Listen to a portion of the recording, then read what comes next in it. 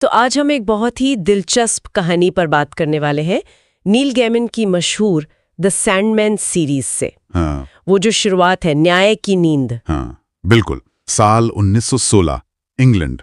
सोचिए, एक अंधेरा तहखाना है। और वहाँ एक गुप्त अनुष्ठान चल रहा है। हाँ, रॉड्रिक बर्गेस नाम का एक अमीर आदमी खुद को बड़ा जादूगर मतलब मैजिशियस समझता था। और वो कर क्या रहा था? वो असल में मौत को, डेथ को पकड़ने की कोशिश कर रहा था। सही कहा।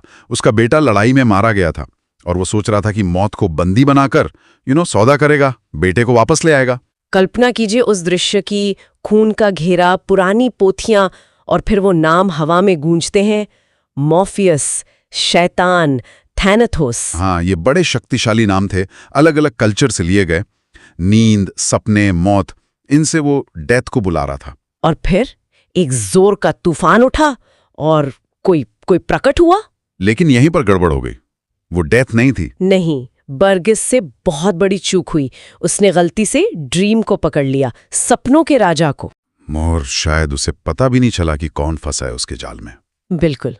और ड्रीम को फौरन एक कांच के गोले में कैद कर दिया गया।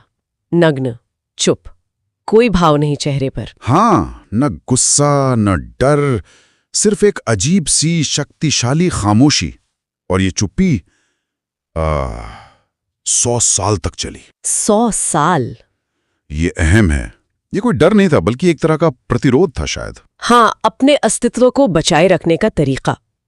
बर्गेस को लगा वो कमजोर पड़ गया है, पर ड्रीम अपनी शक्ति को समेटे हुए था, बस बाहरी दुनिया से कट गया था। और बर्गेस यही नहीं रुका, उसने ड्रीम की वो 3 खास चीजें भी छीन ली। हाँ, उसके शक्ति के प्रतीक, उसका वो मास्क जैसा हेलमेट, जिससे वो कहीं भी आ जा सकता था, और वो रेत की थैली, जिससे वो नींद और सपने देता था, और एक रूबी, बहुत शक्तिशाली रूबी। हाँ, जिसमें कहते हैं उसकी शक्ति का बड़ा हिस्सा था। बर्गेस लगातार कोशिश करता रहा, बात करने की, सौदा करने की, अमरता मांगता रहा, बेटे को वापस लाने को कहता रहा, पर ड्रीम वो टस से मस नहीं हुआ, एकदम खामोश। लेकिन सोचिए, जब सपनों का राजा ही कैद हो तो दुनिया पर क्या असर पड़ा होगा। असर तो भयानक था।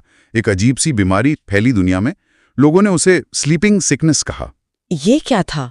मतलब लोग बस सो जाते थे और उठते नहीं थे? हाँ, कुछ के साथ तो ऐसा ही हुआ, बस सोते रह गए, कभी नहीं जागे। और कुछ ऐसे थे जिन्हें नींद आनी ही बंद हो गई। ओह, मतलब जागते रहने का नर्क। बिल्कुल। और जिन्हें नींद आती भी थी, उनके सपने वो भयानक हो गए थे, टूटे फूटे, अजीब। एक बच्चे की कहानी भी है शायद। हाँ, एक बच्चा था जो जागते हुए ही सपने देखने लगा। 20 साल तक बस चलता रहा, बिना किसी होश के। ये तो डरावना है। और दुनिया को पता ही नहीं था कि ये सब क्यों हो रहा है। कैसे पता चलता? डॉक्टर, वैज्ञानिक सब हैरान थे।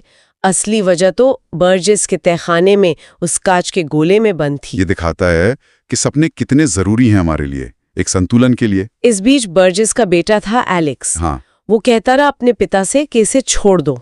हाँ, शायद उसे डर लगता था या दया आती थी, पर बर्गेस को खौफ था कि अगर ड्रीम आजाद हुआ तो वो बदला लेगा, उन्हें खत्म कर देगा। और जब बर्गेस मर गया तो एलेक्स ने क्या किया?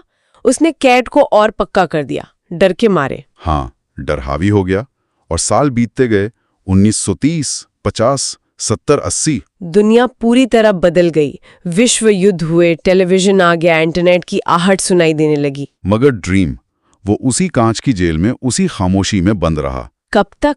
आजाद कैसे हुआ फिर? फिर आया साल 1988, पूरे 72 साल बाद।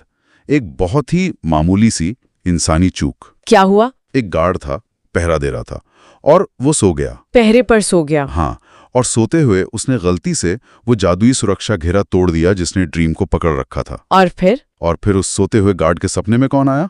खुद ड्रीम। वाह! तो इस तरह लगभग 1 सदी बाद ड्रीम आजाद हुआ। आजाद तो हुआ, लेकिन बहुत कमजोर हालत में। उसकी शक्तियां बिखर चुकी थीं। उसके वो अनमोल सामान दुनिया में ना जाने कहां थे। तो उसकी असली कहानी तो अब शुरू हुई। अपनी खोई हुई ताकत, अपना राज्य, अपने वो प्रतीक वापस पाने का सफर। बिल्कुल। तो कहानी यहाँ एक नए और शायद ज्यादा चुनौतीपूर्ण मोड़ पर पहुंचती है। ड्रीम आजाद है, पर उसे सब कुछ फिर से बनाना है। जैसा उसने कहा भी है बाद में, मैं आशा हूं और मैं लौट आया हूं। ये वाकई सोचने पर मजबूर करता है। जब वो शक्ति जो हमारे सपनों को, हमारे अवचेतन को संभालती है, खुद इतने लंबे समय तक कैद रही हो, लाचार रही हो, तो हम पर, हमारी दुनिया पर, हमारे सोचने के तरीके पर इसका क्या स्थायी असर पड़ा होगा? क्या वो निशान कभी मिटेंगे? ये गहरा सवाल है। सपनों के गायब होने का असर कितना गहरा हो सकता है, ये सोचने वाली बात है।